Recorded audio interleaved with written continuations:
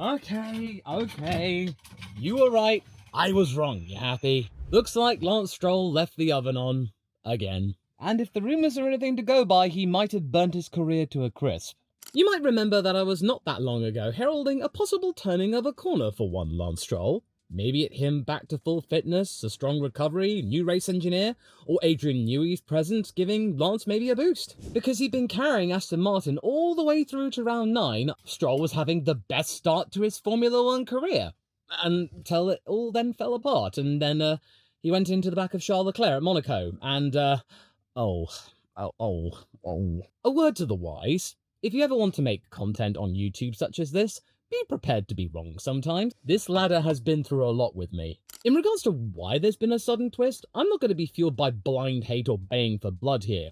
This was found by the likes of BBC Sports' Andrew Benson, a source which often perks my interest, and it means that I don't actually have to get the foam out for this one, because the BBC, with this sort of thing, Formula 1, he's not often, Andrew, that wrong. And the news turns out to be confirmed a couple of days later, as was the case with Lawson and Tsunoda. And the meat of this particular passage revolves around something of a bit of a repeat that we saw back in Qatar 2023, only this time we didn't actually get to see it via a camera, so we just had to take it as read. But the fact that Qatar even happened means that we are taking it as read, so here is the passage from Andrew for your consideration. The Canadian is said by sources to have damaged equipment in the garage and sworn at team members after being eliminated at the end of the second qualifying session, in which he was 0.535 seconds slower than teammate Fernando Alonso. Asked to confirm, Stroll had lost his temper in this way, and Aston Martin spokesperson said Lance was upset.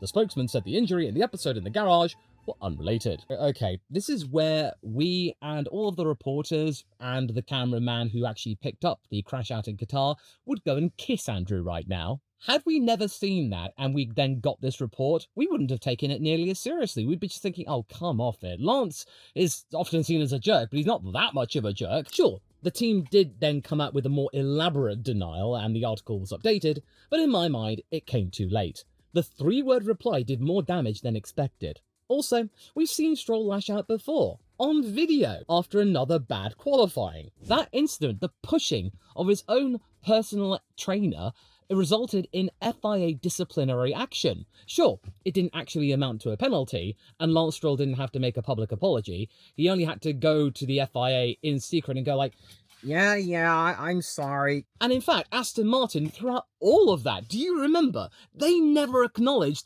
it even happened. But we saw it happen, which is why this particular instance is just as mad. In fact, no, what am I doing? No, Lance Stroll's not feeling blue right here. No, this is, Lance is green and mean. And also, apparently, Stroll had a painful wrist that doctors linked to the cycling crash that sidelined him in pre-season testing 2 years ago. Oh, and a toe as well. That could also be important in terms of using the pedals. And this was confirmed by the team themselves that Lance had been experiencing discomfort for around 6 weeks prior to Barcelona. That's around the time of the Saudi Arabian Grand Prix. Could he have done something to cause a flare-up? Like that potential hitting of equipment?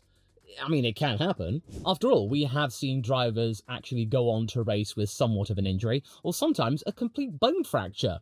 Remember those ultrasound scans of Oscar Piastri, where he actually admitted that he did something in Silverstone that he carried through to Hungary, where he got his first win, amidst all of the McLaren controversy? But going back to Spain, Stroll qualified 14th. Again, half a second behind Alonso, and he reacted apparently with anger. Several unnamed bystanders claimed he punched or kicked equipment and swore at mechanics. The team conceded that yes, he was upset, but maintains the injury flare-up is completely nothing to do with it, them making that 6-week statement. Yes, of course, we cannot prove for sure that he actually injured himself because of his little tantrum, but the timing of this all just makes you want to speculate so much. It just seems incredibly off, and this could have easily been avoided, the speculation, had they just sat out Lance at the beginning of Saturday, meaning that someone else could then take part in FP3, and Aston Martin would have 2 cars in the race to get valuable data for Adrian and maybe salvage something from this year. No.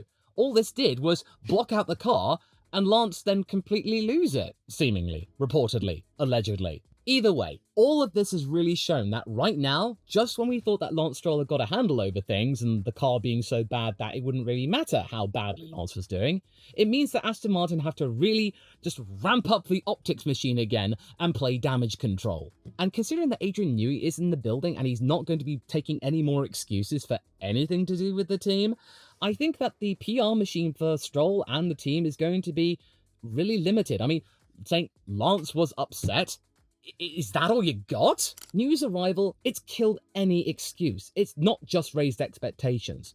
With having the best facilities and his legend looming, the whole garage is tightening up and wanting to impress. Engineers are triple checking their data. Drivers like Fernando and Lance, they feel the walls closing in. And his supposed Spanish outburst and wrist flare-up, they put him under the microscope. That extra spotlight is a clear pressure multiplier, even though Newey has actually come out to publicly defend him. But quite frankly, these platitudes just do not land with me anymore, and I'm pretty sure it doesn't land with anyone else really. We've heard Fernando big up his teammate. We've heard Mike Crack big up Lance in the past. Everyone defending Stroll. But it's all just becoming lip service. It doesn't really mean anything. We all know which side of their bread is buttered. They're being paid by the big boss, Lance's dad. So of course they're not going to come out and put Lance on blast. And in the case of Mike Crack, the way he was defending Stroll would just be borderline sycophantic sometimes. It would be just insane. So if they are going to be bad-mouthing Lance, they are going to be doing this in private. They will not be airing their dirty laundry to anyone, especially not Ted Kravitz. And not Craig Slater. He's starting to wiggle his way in, isn't he?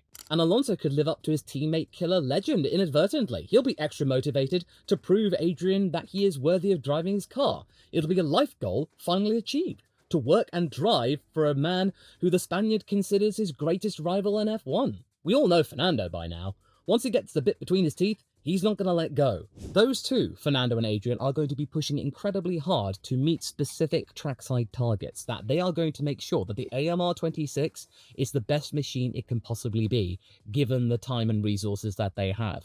That yes, Newey says that the biggest weakness right now for the Aston Martin organisation is the simulator and correlation, and that it might not be a quick fix. Even though Fernando has actually said, like, no, we could make this a little bit quicker, this fix, because, you know, we've already been ahead, we already flagged it, so who knows? There's a little bit of optimism there. They're both shining right now.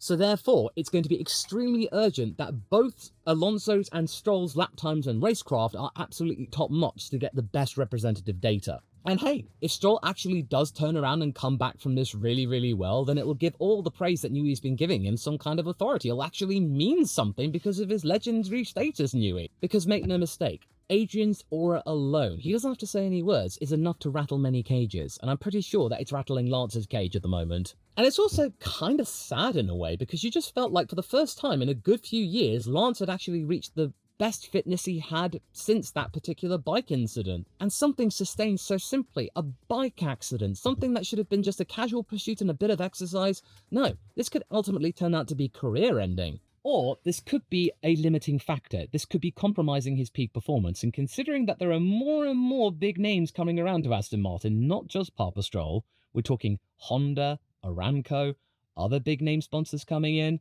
and other outside investors, there is going to be a hell of a lot more pressure, more than I even expected, toward the young Canadian. He's got to be firing on all cylinders, and right now, a bank of them, they're not firing. So it would have all come to a head at this point, and especially after the season started off so well, getting 2 points finishes, carrying the team for so long, Fernando having no points to his name whatsoever, albeit through reliability issues and unfortunate circumstances, such as another Lawson altercation. But to Lance, it wouldn't matter. He had 14 points, Aston Martin had 14 points. Yes, they are P9 in the constructors at the moment, but, you know, Lance has the bulk of the points, and no, there's so much for that then. Because, for anyone who's ever transferred through Atlanta, welcome aboard the pain train. Alas, the rush to get back in the AMR23, which looked incredibly strong in 2023, was simply too alluring to ignore. Now, doctors with the injury that Lance sustained typically recommend 6 to 12 weeks of recovery before high strain. Stroll's surgeon advised waiting until maybe Jeddah. A little bit rushed, but still reasonable. But after 4 days of recovery, and this was all on his personal website, that he dared to try and go for Bahrain. And few would dare to argue with the boss's son. especially with a fast car ready to flatter him. Because come on, even though he was driving through pain, he still managed to put that car in P6, and Alonso got a podium. It was a transformative day for that team, and Lance managed to drive through all of that suffering and struggling. He won many fans that day, and people thought he was really ballsy. It did his reputation the world of good. It was very impressive and dedicated. It showed that he was committed to Formula One.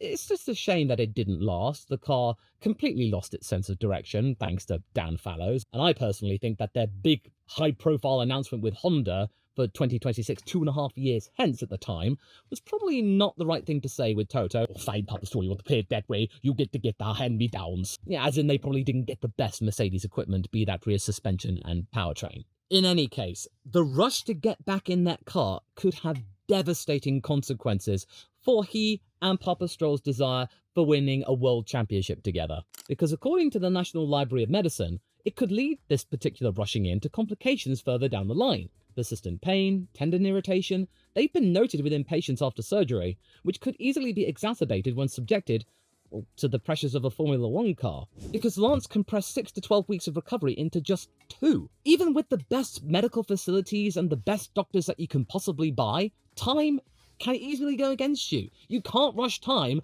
unless you have a time machine. He's now, according to Crash.net, needing additional surgery on his wrist in relation to these complications. And if the procedure he now faces involves plate removal or tendon cleanup, that is surely going to be a lesson to anyone else that you must not rush recovery.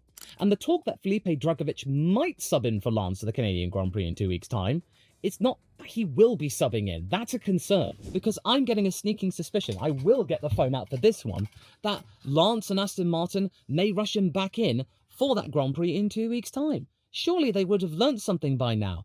This is going to require a lot more time to recover, because this is yet more surgery, having to make further updates and changes. At the earliest, Lance should not be getting back in that car until the Belgian Grand Prix to try and assess what's what, and if it's still not ready to go, then sit out Hungary, have the summer break, come back strong for Zandvoort. Look, I really want to feel bad for Lance, I really do, because being in this situation where you're only in your mid-20s and then you've got this persistent injury that could easily end your Formula One career and completely take away the narrative from you and your father, who had billions, but, you know, they can't fix this entirely unless you really take your time with it. That's a really galling place to be at. You've got your whole life ahead of you, and then you can't do the one thing that actually gave you recognition around the world. Your body failing you through your past self's impulses. Lance must be kicking himself right now. Unfortunately, I don't think the wider Formula One fandom really cares about Lance's feelings at the moment, not just because he's the son of a billionaire, not just because of his track record not really reflecting the length of career that he's had and that he's now the most experienced Canadian driver in Formula One history. It's because of his perceived character.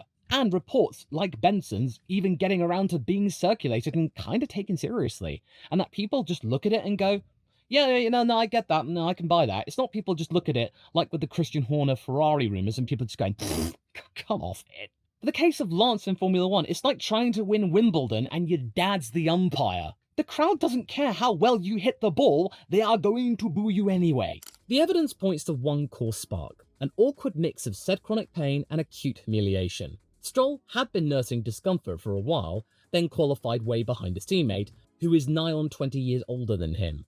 You remember that whole 4-4 quali thing, take it as you want quip he said last year? Well, that's aging poorly. That gap in front of a new superstar designer and a restless paddock appears to have tipped frustration into a garage outburst, and relatively little sympathy.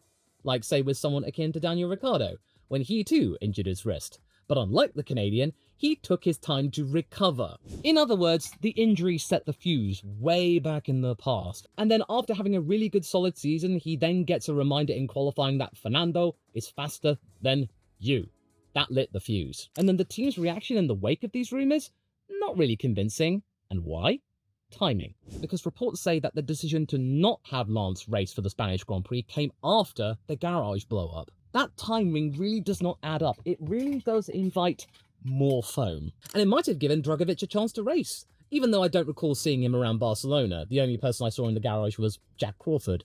and he hasn't got enough super license points or a super license to jump in. Either Felipe would have had to book it to Barcelona as quickly as possible on Saturday morning to be there in time to get his seat in there and then have a go in FP3, and he has had some experience in Aston Martin machinery before, or, if it was too late and he wasn't available, they could have just gone up to Toto's garage and asked Valtteri Bottas to sub in, because technically he is, Valtteri, available to all Mercedes-powered drivers as some sort of last-minute stand-in or something. Therefore, the sequence of events really do back up the whole idea that Lance had a tantrum after Q2. It just all is intertwined. It just feels like it would happen. Instead of blindly ignoring it, which might have been better in the situation, like they did in Qatar, the team just said 3 words and they basically confirmed it. They didn't deny it, certainly.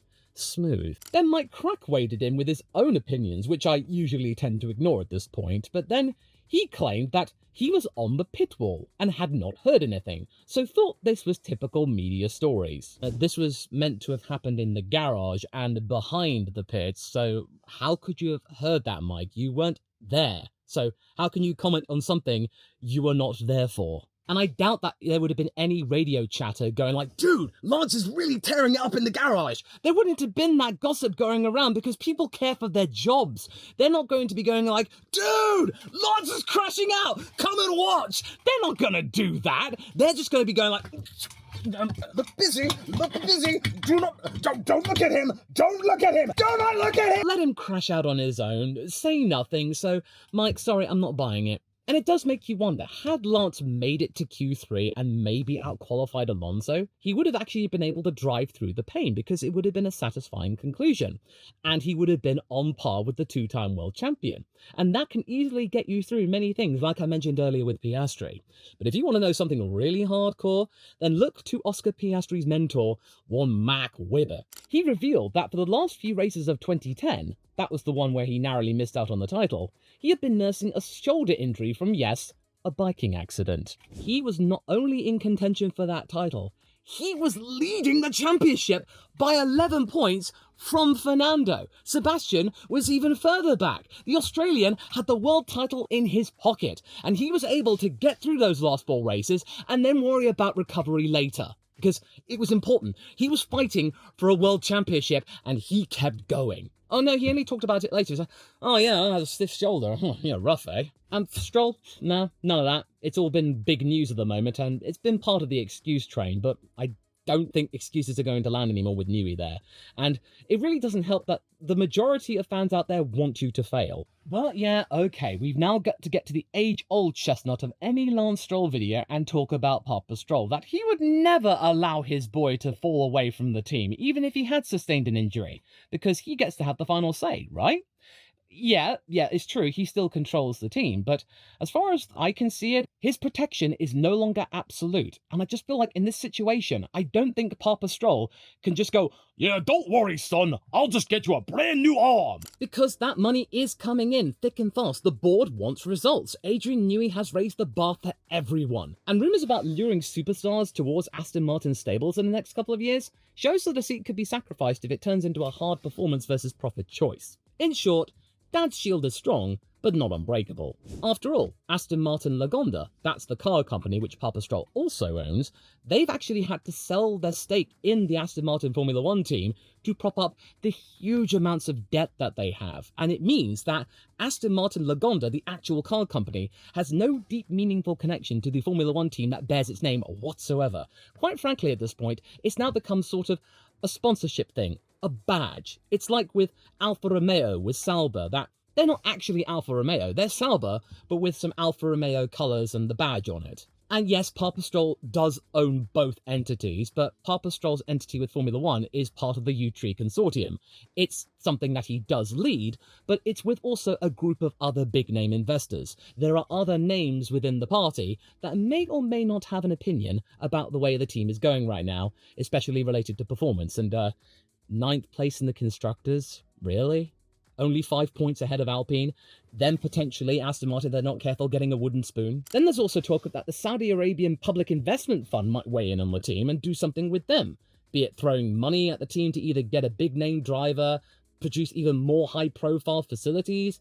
It's clear that the country of Saudi really sees potential in working closely with an Aston Martin team because they wanted to try and buy the sport out altogether, but they didn't get it, so work out with a big team. It essentially means that there are so many big high-profile characters within Aston Martin that Papa Stroll has to go around and convince that his boy is worthy of being in the car. It's not a family project anymore. This isn't 2018 or 2019 when Force India almost completely went under and Papa Stroll bought out the team and they essentially ran everything. And I do think that's going to be a factor as well, because it's really clear that Papa Stroll really cares for his boy and he really wants that dream that they had when Lance was just a little boy, to win the Formula One World Championship together at any cost. Well, I really hope that that doesn't cloud his judgment in the sake of, like, his boy is injured. He's got this chronic pain that could easily get worse if he's not that careful. If he rushes back into that car again, it could have devastating consequences for him as a human being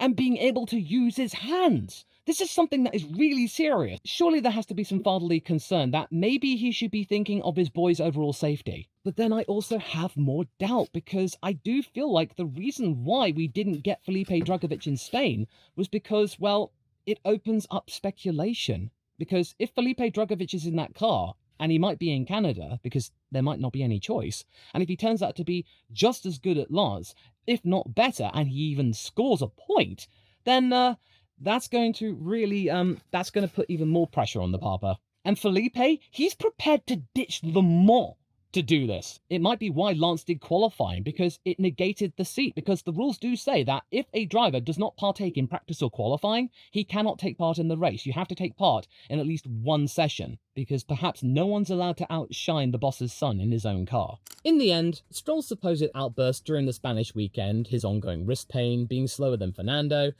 they've reignited questions about his future with the team after early season form dampened that down a little bit. All of this right before we get a couple of other big name players really stepping up to the plate here, including the likes of Honda and Adrian Newey really digging his heels in terms of reshaping the entire Aston Martin organisation. Remember, Adrian's not just the technical director, he is the managing technical partner. He is the one essentially running the day-to-day of Aston Martin's operations. He hires, he fires, he provides resources, whereas Papa Stroll is the big overall grand poobah. And I do think you've also got to be impressing Honda, because they've been very used to success with Red Bull and Max Verstappen. They do not want to be back down in the midfield again. If the corrective surgery that Lance is about to have, or may have already had, does not fix the underlying problem, or he rushes back into the car and it aggravates the problem even more, then it's going to really put up even more question marks as to why he's even in that seat. This could be the thing that does in his F1 career.